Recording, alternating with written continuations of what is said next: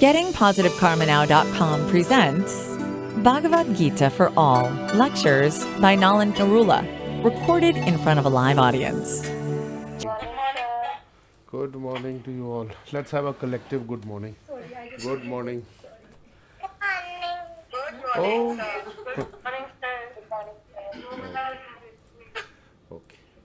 Morning, sir. Morning, sir. Good morning. I think we'll have to adjust this a little bit. So go a little up. Morning, sir. Angle. The angle a little up. No, just tip the screen back a little. Yes. Bas. Little down. Little more down. More. No. More towards me. Yes. Fine. That's good. Okay. Okay. Muted. Okay. Yes.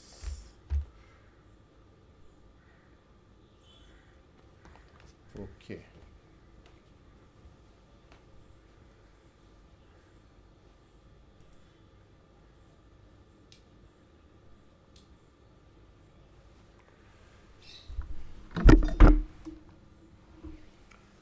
Om Namo Bhagavate Vasudevaya. Om Namo Bhagavate Vasudevaya. Om Namo Bhagavate Vasudevaya.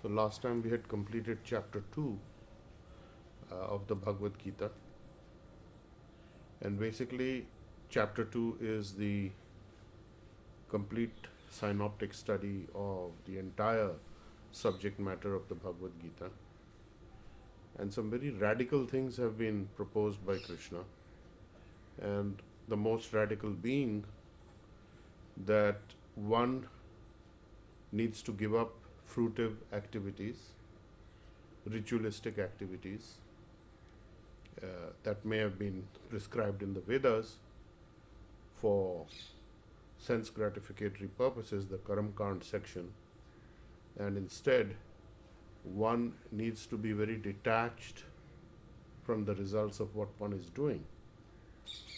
And at the same time, he had been advising earlier Arjun to fight and kill the enemy on the battlefield, which is the relatives. And there was a lot of argument going on between Arjun's confusion and Krishna's knowledge of explaining. Arjun was basically saying that, the scriptures are saying that anyone who kills relatives is going to suffer like anything, is going to go to hell. That was his first fear, that he would go to hellish planets and so on and so forth, and that he would be a destroyer of society, and very bad results are going to come to the whole society as well as to him. And Krishna has been explaining that that is not so, because you have to do your duty according to your dharma, your occupational duty you must fulfill. And finally, he is telling Arjun that whatever purpose can be served by a small body of water can be served by a large body. So the small body of water is the Vedas, and the large body is the realization or the spiritual connection of what one needs to do in order to progress one's path towards the divine. And at the end of chapter 2, Krishna is further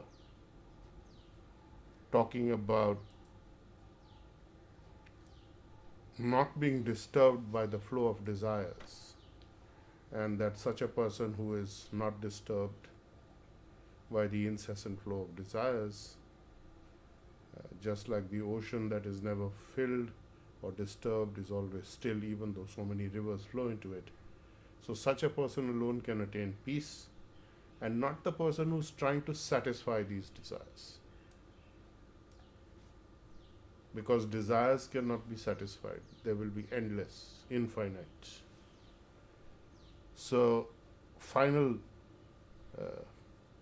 instruction was, or explanation was, guidance, that a person who has given up all the desire for sense gratification and who lives without the sense gratification desire, and he has given up all the sense of proprietorship, ownership, and is free of false ego, he alone can attain peace. So, the bottom line always is the freedom from false ego, from which arises all the benefits. So, if you look at any religious tradition, spiritual tradition, the one constant common factor is that everybody is talking about being free of the false ego, but then they move on. There's not enough practical guidance, not enough, you can say, stress on the point that how we can get free of false ego. It's always there. So what do we do? How do we sit? How do we stand? How do we walk? How do we talk? How do we act in such a position? So we come to chapter 3 now today.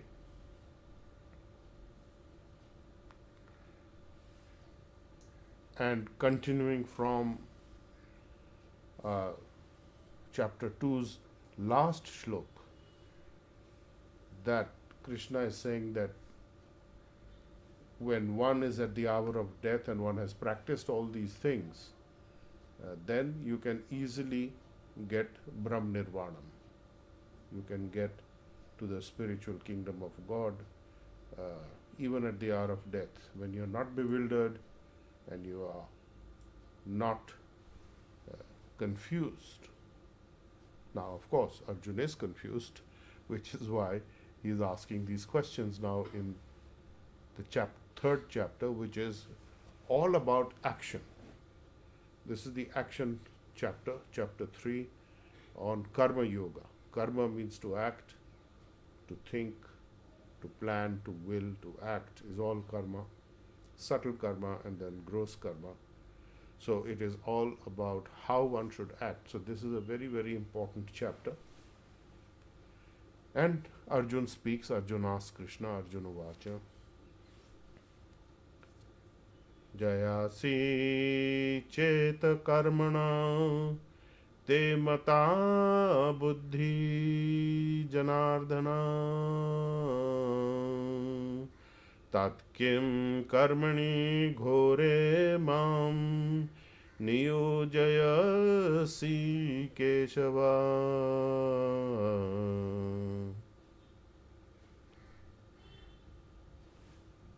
Arjuna Vacha, Arjuna spoke and said, Jayasi chet karmana te mata buddhi janardana tat kim karmani ghore mam niyojayasi keshava. Questioning. Jayasi chet karmana, you are talking very highly. And you are talking about going beyond the fruitive action. But Mata Buddhi Janardana, in your opinion, Janardhan, Krishna, therefore, Kim Karmani Ghore Mam Niyojayasi, why are you telling me to engage in this most ghastly warfare? Ghore, ghastly activities. So why are you wanting to engage me in this? If you are thinking that working with this intelligence of being detached from fruitive action is better, then why are you asking me to engage in these fruitive actions? So in other words, he's confused what is fruitive action and what isn't. And in the second text, he continues to say, व्यामिश्रेण इव वाक्येन बुद्धिं मोयसि इव मे तत्तेकं वद निश्चित्य येन श्रेयाहम् अप्नुयाम्. Vyamishrena, not clear, double meaning, equivocal words. Vyamishrena vakyena. Buddhim moyasi eva me tat. My intelligence is bewildered, I am in confusion. Tat ekam, therefore, please tell me very ekam, precisely, simple, single thing. What is the most beneficial for me? Shreya, real benefit. So that I can get it, apnuyam. So I can act on it, I can absorb it, I can get it, basically. So the question is that first of all, you're asking me to engage in all this horrible, ghastly warfare. And then you are saying that intelligence is better than doing this fruitive kind of work. And your instructions are very confusing, very equivocal. Sometimes they're both sides of the story you are presenting. Tell me decisively what I need to do, because I can't understand all this. Too many things in the ambit of discussion. So tell me precisely. So there are some very key points that Arjun has raised here. First of all, he is referring to Krishna as Janardhan. Now, Janardhan means a number of things. It means Jan Aradhana, those to whom all of mankind prays, approaches, Janardhan. And it also means the one who is giving punishment to those who deserve punishment. So he is the dispenser of karmic consequences. Very important.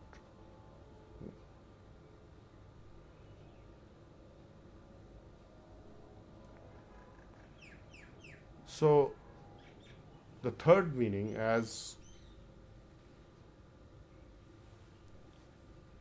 presented by Adi Shankaracharya, is the one who destroys rebirth, janma, through avidya, who destroys rebirths through the presentation or the transference of knowledge. Jan is also a word for gyan or knowledge, and avidya, who is the ignorance aspect, can be destroyed by this aspect of thinking about this name, what it means, Janardana. So there are number of meanings of the word Janardana. And then there is Keshava. So Keshava famously was the Keshi demon, the false ego demon, who came in the form of a horse sent by Kans to kill Krishna. And he came in the form of a massive horse to Vrindavan, and he started uprooting all the trees and plants and terrorizing the people. And when they approached Krishna, he battled with him for a little bit, and then finally he pushed his left hand down the throat of Keshi. Keshi came running at him with a wide open mouth and a huge horse trying to swallow him. Krishna put his left fist down his throat and then expanded his whole arm and fist so that it choked Keshi demon. So choked the demon the life out of him, and he ultimately died short of breath.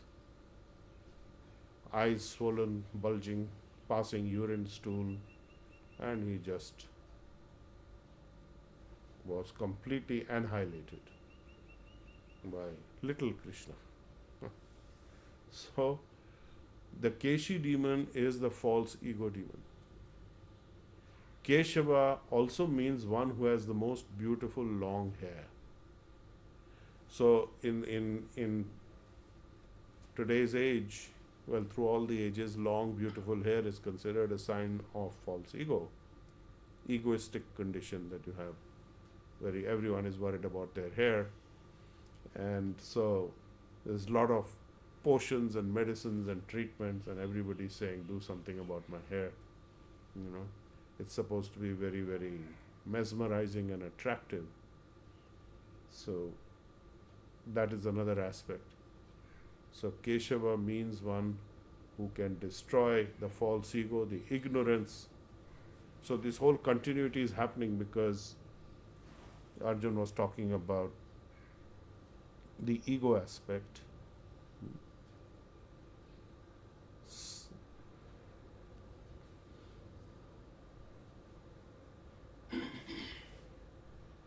So, we can look at what are the other authorities having to say about it.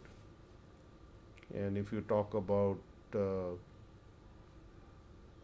Madhavacharya, is talking about confusion of cessation of activities and yet being active. So there is some confusion. And in this chapter, of course, the how to act is what is being dealt with. And through this acting, one can get to knowledge. The avidya aspect, the lack of knowledge aspect can be destroyed. So let's see what Ramanujacharya is talking about. The physical activities, actually doing things without attachment. And that's the sense of the last shlok of the chapter 2, that Krishna says you must be without attachment.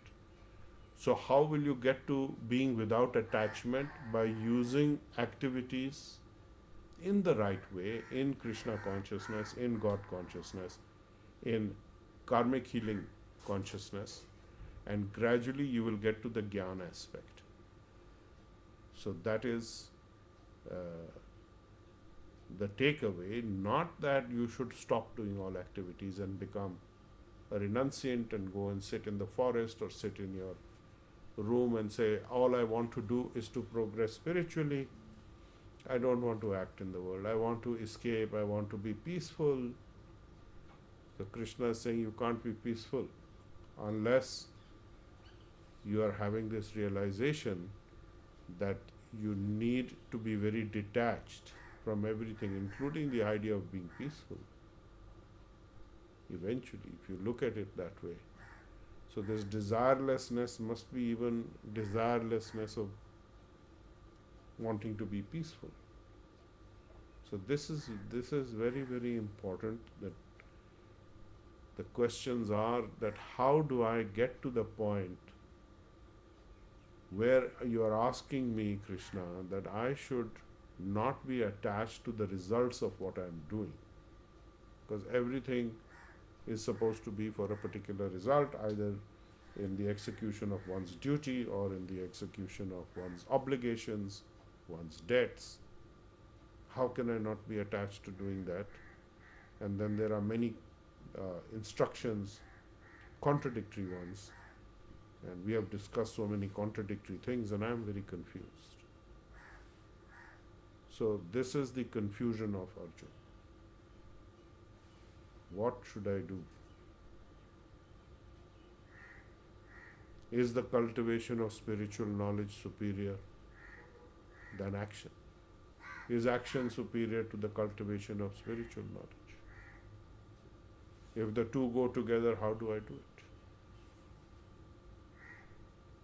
The false ego consideration of me and mine, my obligations coming through the bodily expansions of relationships and connections, they all intrude.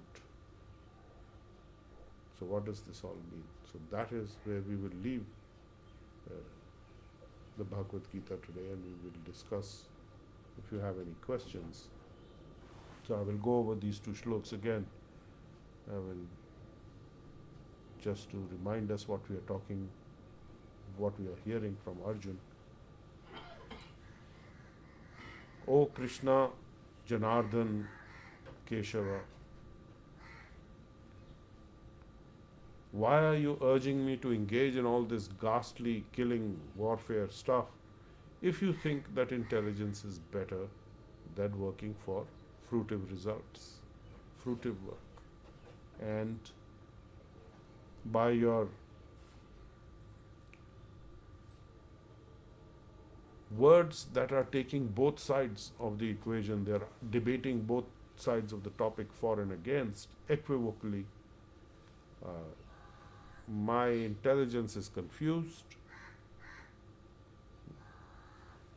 so therefore, please tell me, in your opinion, simply, in short, please tell me, where is my real benefit so that I may actually understand it and act accordingly, do accordingly. So that is my confusion. That is what Arjuna is saying. So, chapter 3, text 1 and 2, Arjun's question about Arjun's confusion is now been put forth to Krishna.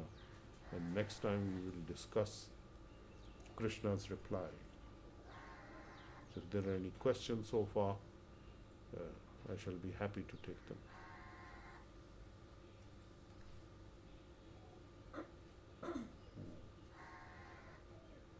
No questions today. Are you confused? Little bit confused. So tell me, what is the confusion? Desires. Hmm? Desires and action. Yes. So the solution to desires and action is simply that you dovetail your desires and actions into satisfying or working for the purpose of Krishna. Engage yourself in Krishna's service, do everything in Krishna's service, whatever you're doing. So it means that you have to engage the energies of healing, the karmic energies of Reiki and the KQ force to everything that you do. You have to apply it to all that you do, because those are the karma freeing energies. Those are the energies that eventually make you desire less in one sense. And what is that sense? The sense is, the test of that is that if you are not attached to the results of what you ask for, I'm giving you the solution now, ahead of time, which is what we have been saying all the time, and that is the fourth principle of Reiki. Just for today, I shall do my work honestly, and before that, we have the third principle, just for today, I shall not anger. So what does that mean? The anger is coming from the false ego consideration that I am the doer controller and I'm attached to the result, and why is the result not coming? I'm doing this healing, I'm doing so many things, why is the result not there? So when you come to the point of actually channeling the healing, doing your work honestly, doing whatever you need to do to get the results, but without attachment to the results, you are at that state of being detached. So very simply you achieve this, extremely simply. And that can happen only if you are sufficiently flowing with the healing energy and you are sufficiently working in this desired less way, in a sense. You are inspired or stimulated to do so many things, but if you are just flowing with this energy without, at least for some of the time, without this business of being very attached to the results or being attached to the results at all. It's not that you're indifferent to the results. It's not that you don't care whether the results come or they don't come.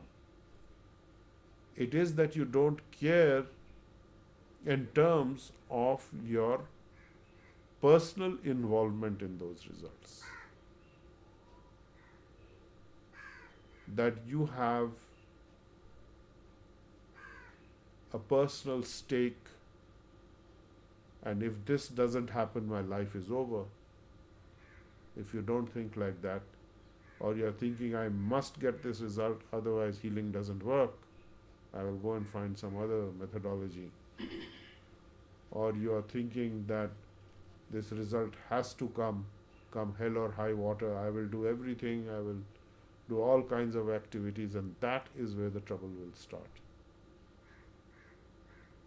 When you are going into doing activities to try and achieve your goal, then you will do anything which is improper even, which is wrong, which is going to give you a bad downside. Then you'll say, I did my healing and I sent healing to this and I committed these crimes in the name of getting the objective which was higher. That's your opinion, not necessarily true. Then you will be in trouble. So you have to be prepared for the consequences of your action. Act, send healing, whatever it is. We teach you as a healer that when you are wanting to do something which is not quite appropriate, not quite right, you know it somewhere. You have the feeling that what I'm about to do is not quite right. You're feeling guilty for some reason. You look at that long and hard, that I am inspired to do this thing, I am driven to do this thing. How can Krishna help me? How can Reiki help me? How can the KQ force help me? Let me apply the force, the energy, the healing power to this thing that I want to do, so that somewhere there may be a possibility that I don't get the maximum downside. And that is actually the trajectory of our whole lives. We are asking for things in ignorance or even partial ignorance and partial knowledge. We know that things are not quite right. I want this because I'm driven because of my desires. And Krishna is saying, become desireless. How I can do that? You can become desireless only by engaging with Krishna's energy. And Krishna's energies are happy to engage with you in the form of Reiki and the KQ force to go to every single desire that you want to achieve. Right or wrong is not the question. You must apply it to everything across the board. Gradually you will get the intelligence. It will save you from the greatest of disaster. Because it can go to heal your desires, it can go to actually change your understanding and give you the vidya, the janardana. Remove the ignorance, the avidya aspect, because you are using the energies of janardana. You are involving those. So it saves you from the worst of those consequences. So this is the takeaway today from the confusion of Arjuna. So which is the confusion of everyone? I hope you are not confused now. No, sir. Okay, good. So anyone there on the webinar is having a question?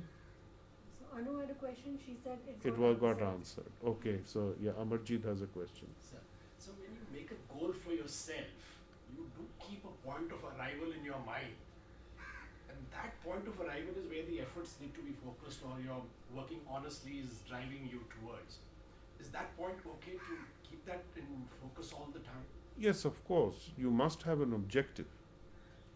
But you must be detached from the process that takes you there while doing everything you can to get there.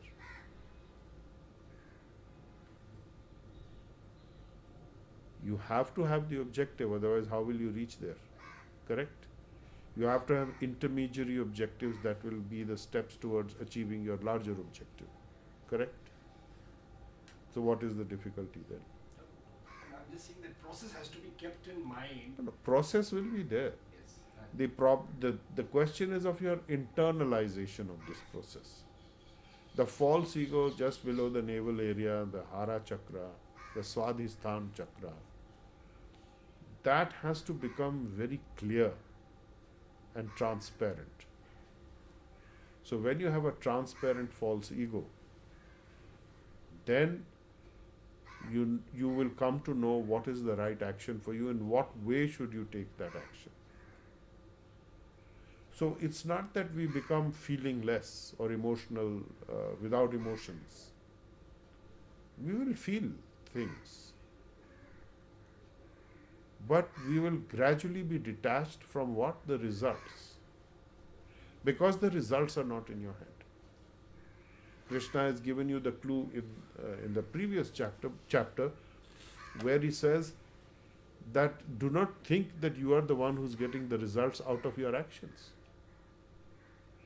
Because it is all coming from an arrangement by the divine. Your actual doing that little action is playing actually a very little part for the results that are coming to you. So in that sense, you are not responsible entirely for what the results are coming, in the sense of creating those results. So don't think you are the creator of those. It's not that you are not the creator of your karmic consequences. Krishna is saying there is a much bigger story behind this. There's a lot of things happening to go to make those things happen. So do not take the credit. In other words, there also he's saying don't get so false ego pumped. I did this.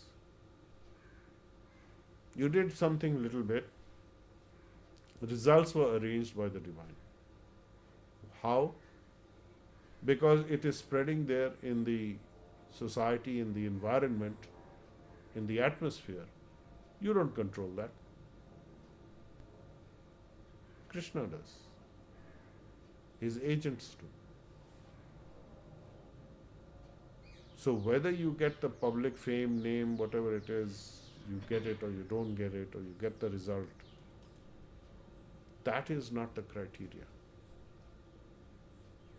for whether you should be doing your duty or whether you should be acting in a particular way or not. That way is the fruitive material Karamkand section. Acting for particular results. If I make money out of it, I'm fine, I'll do it. If I don't make money out of it, why should I bother? Question is that if you are doing what you are supposed to be doing, whether you make the money out of it or you don't make the money out of it, it's all right. You will get your minimum requirement. But then you need to be guided. You cannot remain inactive taking this understanding and say, okay, now I will not act. It doesn't mean I become a complete inactive being. So now Krishna is saying, don't act for results, so I'll stop acting. No. You have to continue to act. And through that, you will gradually get to the point of higher knowledge. Okay? So we'll conclude here today. Chapter 3, text 1 and 2. We are connecting with what is Arjun's confusion, and as healers we have a solution for that, which is that you use the healing energy for everything that you do. Okay? Om Namo Bhagavate Vasudevaya. Om Namo Bhagavate Vasudevaya. Om Namo Bhagavate Vasudevaya.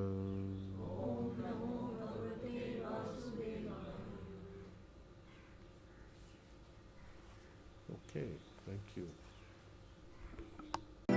Explore our website, gettingpositivekarmanow.com, for more on how to change your karma and destiny.